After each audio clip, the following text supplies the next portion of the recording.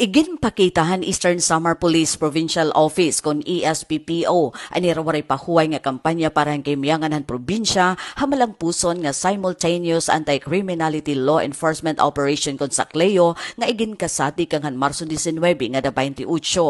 Hailaro man liderato ni Provincial Director Police Colonel Ernesto R. Macasil ang nasabi nga operasyon in kabayan ng kaugo program nga nagtutuyo mapahitaas ang kalidadan sa bisyo nga seguridad habugos nga Eastern Samar.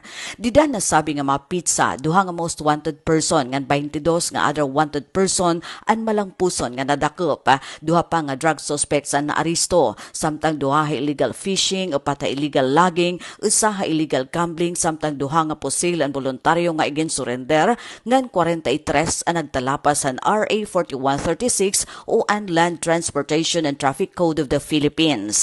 Kasumpay hini ginpasidunggan ang mga istasyon nga nagpakita ni taas nga performance ni Dan sa Cleo.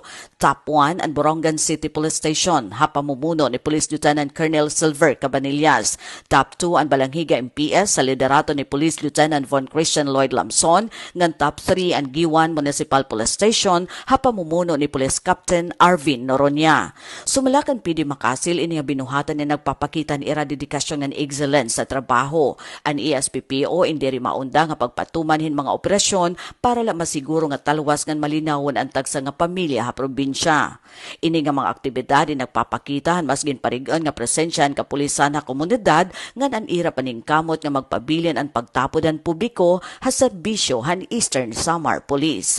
Para Habagong Pilipinas, Daisy Lalosa Bilizar, Radyo Pilipinas, Radyo Publiko, Borongan.